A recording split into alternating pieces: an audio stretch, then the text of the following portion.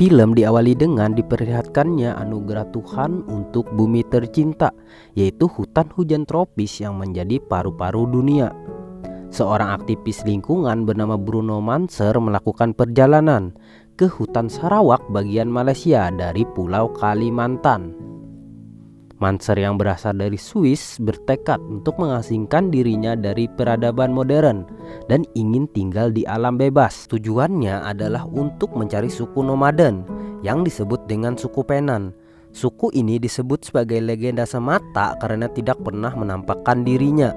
Sampai tukang perahu pun sudah memperingati Manser untuk kembali, tapi keinginannya untuk tinggal di hutan sudah bulat. Akhirnya Manser tinggal seorang diri. Suasana hutan membuatnya sangat kagum. Manser melihat ular sanca yang masih liar dan alam yang masih asri.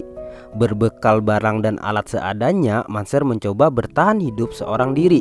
Ketika dia sedang menyantap mie instan, ia mendengar suara harimau dari kegelapan. Lalu Manser mencoba mengusirnya dengan suling. Hari pun berganti. Lalu Manser melanjutkan perjalanannya sambil memetakan hutan dan membuat jurnal tentang apa saja yang ia temui di hutan. Alangkah bahagianya Manser bisa menemukan air terjun. Ia dapat minum dan mandi di sana. Manser berpikir kalau dia berada di puncak air terjun pasti pemandangan lebih indah.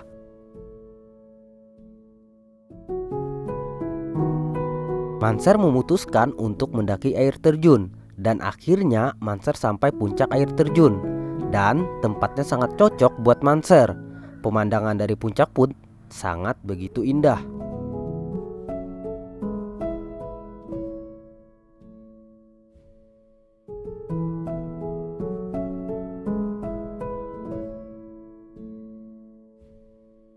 Keesokan harinya Manser melihat asap dari sisi hutan lain. Manser berpikir tentu saja pasti ada orang di sana. Manser langsung menuju sumber asap dan ia berhasil menemukan tujuannya.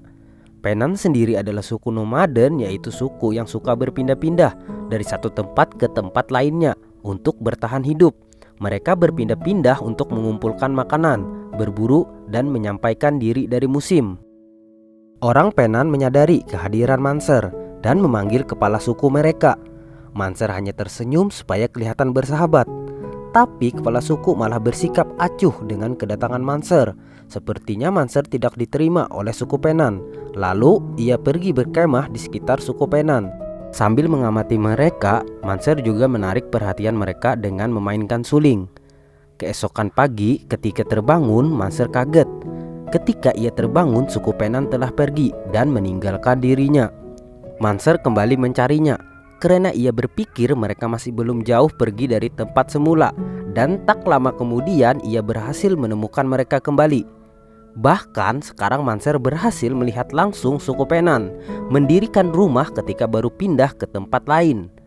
Anak-anak di sana sepertinya mulai tertarik kepada Manser karena anak-anak di sana mulai meniru gayanya memainkan suling. Hari berganti ketika Manser terbangun, ia terkejut karena sepatunya dicuri oleh monyet. Ia berusaha mengambilnya, tapi sial, Manser malah kesleo. Manser yang pincang berusaha untuk mengambil sepatu, tapi malah ditertawakan. Berkat kegigihan Manser, ia berhasil mendapat kepercayaan suku Penan. Manser kemudian diperlakukan seperti anak sendiri oleh kepala suku Penan, yaitu Along Sega. Manser yang seorang pendatang lalu diajari suku Penan bahasa, budaya, dan cara Penan berburu. Pokoknya diajari semua hal untuk hidup di dalam hutan. Manser berhasil mendapatkan buruan pertamanya. Aksinya berburu dijadikan suku Penan pertunjukan. Semua tertawa karena kehadiran Manser di sana dan menjadi kehangatan baru untuk mereka. Kepala suku Penan lalu memberikan benda berbentuk bunga yang dianggap keramat oleh suku Penan. Bunga ini memiliki arti oleh suku Penan yang bermakna kehidupan. Manser masih melanjutkan hobi di sana, yaitu menulis jurnal. Salah satu wanita di sana bernama Ubung rupanya tertarik dengan Manser dan ingin mengenalnya lebih dekat. Tapi Manser yang disebut pendatang dari luar menahan dirinya. Tak lama kemudian mereka kedatangan Penan lainnya yang sedang berpindah tempat. Rupanya ada banyak suku Penan dan mereka tersebar di hutan Sarawak. Mereka hanya ikut lewat saja dan memberitahu bahwa ada orang tak dikenal yang masuk ke wilayah hutan. Manser dan kepala suku Penan lalu pindah tempat lagi dan menemukan surga buah-buahan. Mereka memutuskan untuk istirahat di sana. Ketika sedang istirahat di sana, Ubung melihat tanda X dan entah dibuat oleh siapa, dan ternyata tanda X tersebut dibuat untuk penebangan pohon.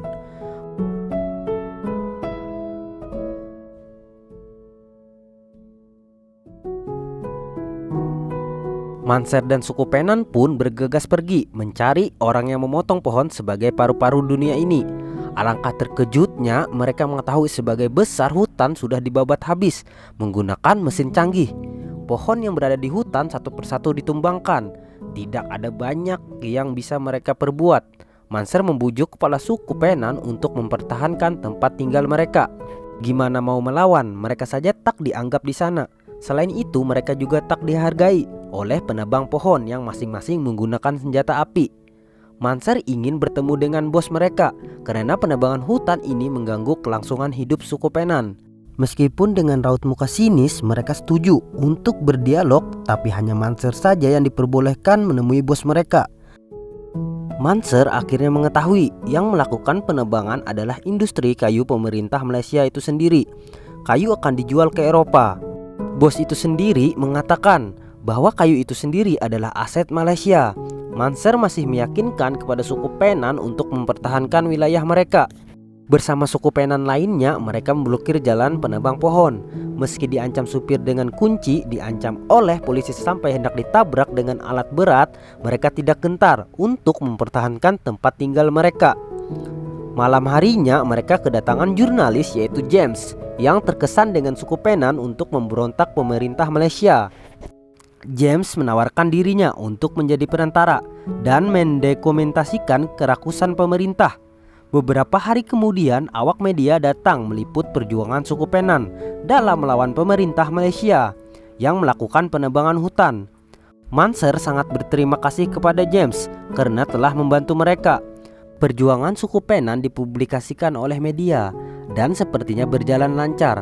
Tapi James melapor pada Manser bahwa dirinya adalah menjadi buronan nomor 1 pemerintah Malaysia karena dianggap mengganggu jalannya hukum dan dilarang masuk oleh Perdana Menteri pada waktu itu. Dan pada akhirnya Manser hanya bisa bersembunyi di dalam hutan. Sekali-kali kepala suku Penan datang menemui Manser untuk memberitahukan tentang perlawanan mereka kepada penebang pohon di sana. Hanyalah menunggu dan terus menunggu. James juga datang bahwa para pemburu sudah memasuki hutan untuk mencari Manser. Ia kemudian hanya melanjutkan hidupnya di dalam hutan, seorang diri hanya berbekal ilmu yang diajari oleh suku Penan. Lalu Manser menemukan sebuah gubuk bekas para pemburu dan menemukan poster buronan dirinya yang dihargai sekitar 700 juta rupiah. Manser tak sengaja dilihat oleh pemburu di sana. Kejar-kejaran pun terjadi. Ketika sedang bersembunyi, Manser digigit oleh ular berbisa. Ia berusaha mengeluarkannya. Manser berusaha mengeluarkan bisa ular tersebut karena bisa membuatnya meninggal, dan Manser pun pingsan karena ular tersebut. Sialnya hujan turun begitu deras.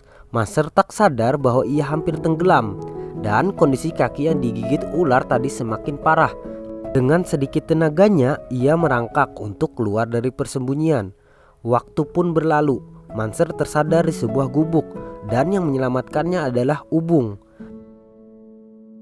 Dan Ubung memutuskan untuk tinggal di hutan bersama Manser dan merawat luka-lukanya. Mereka berdua semakin dekat dan pada akhirnya mereka bermadu kasih. Manser selanjutnya bertemu lagi dengan James yang membawakan informasi terbaru untuknya. Tapi sayangnya bukan informasi yang ia dapatkan, melainkan pemerintah Malaysia dan polisi Malaysia. Rupanya Manser telah dikhianati oleh James. Manser ditangkap oleh mereka dan dipenjarakan. Manser disoraki oleh penebang pohon. Dan perwakilan pemerintah juga mengatakan ada undang-undang baru bahwa pemblokiran jalan adalah tindakan terorisme dan harus dimusnahkan. Manser khawatir dengan keadaan suku Penan di sana. Dengan kecerdikannya, Manser berhasil lolos dan memutuskan kembali ke tempat blokade jalan.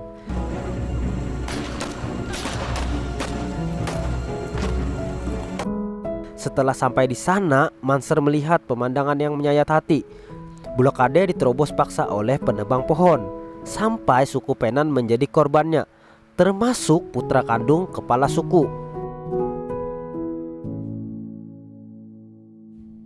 Setelahnya tidak ada yang berubah. Penebangan terus dilakukan dan suku Penan kehilangan tempat hidup mereka. Rasa bersalah dirasakan Manser. Ia baru menyadari bahwa satu-satunya cara untuk membantu suku Penan sekarang adalah kembali ke Swiss dan membawa masalah ini ke panggung internasional. Dan Manser berjanji pada Ubung akan kembali ke sini. Setelah kembali ke Swiss, Manser membuat konferensi pers tentang hidupnya suku Penan yang terancam oleh penebangan pemerintah Malaysia. Bersama temannya yang bernama Roger dan orang di sana yang satu visi, Manser mendirikan suatu lembaga pengumpul dana yang dinamakan Bruno Manser Fund. Kemudian Manser menemui perwakilan komunitas Eropa yang mengimpor kayu hasil penebangan hutan dari Malaysia. Manser menuntut agar mereka menghentikan aktivitas impor kayu tersebut. Pihak komunitas menawarkan kompensasi untuk Manser, tapi Manser jelas menolaknya. Ia tidak dapat disogok dan tak ada kata damai untuk penebangan hutan. Tak lama setelah itu, Manser mendapat berita yang menyedihkan dari kepala suku. Pembabatan hutan terus berlanjut dan banyak orang Penan tergoda oleh program pemukiman negara. Dengan kata lain, mereka harus meninggalkan hutan, meninggalkan kebudayaan, dan menyerah melawan penebang hutan. Untuk memberitahukan seluruh dunia tentang kehidupan suku Penan yang semakin terancam, Manser mencoba memanjat gedung yang menjadi tempat pertemuan konferensi tingkat tinggi pada waktu itu. Manser berhasil menarik perhatian media dengan aksi gilanya tersebut. Manser kemudian memasang spanduk yang menunjukkan kepeduliannya terhadap suku Penan.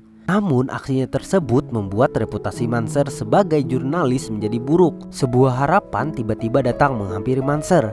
Ia mendapatkan sebuah telepon dari Sekretaris Jenderal PBB untuk berdiskusi. Sekjen PBB ini setuju dengan aksi Manser yang ingin melestarikan hutan. Sekjen mengusulkan agar suborganisasi PBB yang bernama International Tropical Timber atau Organisasi Kayu Tropis Internasional mengatur kriteria pohon yang boleh diekspor dan membuat kawasan lindung dapat diklaim oleh suku Penan dan masyarakat adat lainnya sehingga mereka dapat tinggal di sana. Akibat berkat pertolongan tak terduga ini, gairah Manser untuk memperjuangkan kehidupan Penan kembali membara. Semua berjalan lancar selama 8 tahun. Sampai kemudian industri penebangan pohon yang rakus sampai menemukan celah untuk menebang kawasan hutan lindung. Mereka mengatakan bahwa suku Penan sering keluar dari kawasan hutan lindung, sehingga kawasan itu tidak bisa disebut tempat tinggal mereka. Akibatnya kawasan hutan lindung dipersempit dan itu berarti semakin banyak hutan yang bisa ditebang. Kemunduran yang dialami Manser sangatlah besar. Roger yang menemani Manser dari awal akhirnya keluar.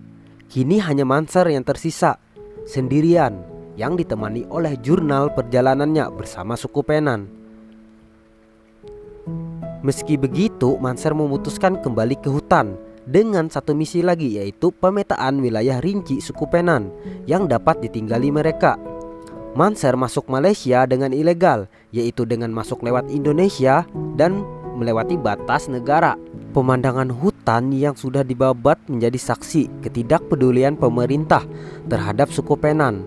Manser numpang pada salah satu mobil yang pergi ke wilayah hutan. Sayangnya mobil yang ia tumpangi mogok. Salah satu penumpang berusaha meminta bantuan pada polisi, tapi Manser yang adalah buronan dari Malaysia akhirnya memutuskan untuk berjalan kaki. Manser kemudian sampai di pemukiman suku Penan. Rupanya ini adalah program pemukiman yang dijanjikan pemerintah dulu. Di sana Manser bertemu dengan Ubung. Mereka berdua bertemu setelah bertahun-tahun tak bertemu. Ubung yang terlihat sudah modern sepertinya masih menyimpan rasa sayang pada Manser. Tapi roda waktu tak dapat diputar kembali. Ternyata Ubung sudah menikah dan dikaruniai seorang anak laki-laki. Manser hanya dapat menyesal karena tidak kembali lebih cepat. Ia pun pergi melanjutkan perjalanannya ke dalam hutan. Kepala suku yang sedang mencari ikan itu pun melihat kedatangan Manser. Ia sangat gembira karena Manser yang dianggapnya hilang sudah kembali. Manser kemudian datang ke pemukiman suku Penan dan disambut hangat oleh mereka. Manser menjelaskan tujuannya datang kembali ke suku Penan, yaitu membuat peta tempat tinggal suku Penan. Pembicaraan itu pun tak terasa sampai malam hari. Melihat yang sudah terjadi, Manser bertanya pada kepala suku, apakah mereka dulu sebaiknya bekerja sama dengan penebang kayu daripada melawannya? Kepala suku menjawab, tidak setuju. Berkat Manser, suku Penan sadar akan budaya dan gaya hidup unik mereka. Suku Penan berterima kasih pada Manser dan menganggap Manser lebih berjiwa Penan daripada suku Penan itu sendiri. Mendengar hal itu, Manser semakin mantap untuk memperjuangkan haknya suku Penan. Hari kembali berganti. Sekali lagi ia bersyukur atas alam yang indah, atas pemberian Tuhan. Di tengah perjalanannya, Manser menemukan bunga yang dianggap keramat oleh suku Penan. Dan film pun berakhir. I know you told your friend you're not okay, and tell me what's wrong and why you never said you felt that way. And guess you're trying to stay strong and fake a smile until I look away. But I've known you too long, it hurts to watch your blue eyes fade to gray as you fade away,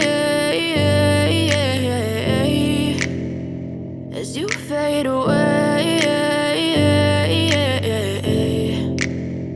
Yeah, I'm about to fade away, cause every time I wake up I feel like it's Monday. Something's going wrong with all the chemicals up in my brain. All of a sudden I don't look at anything the same way. Gotta build up of my thoughts sitting in an ashtray. I'm sorry that I'm so inconvenient, okay. Just let me be me and I'll stay out of your way.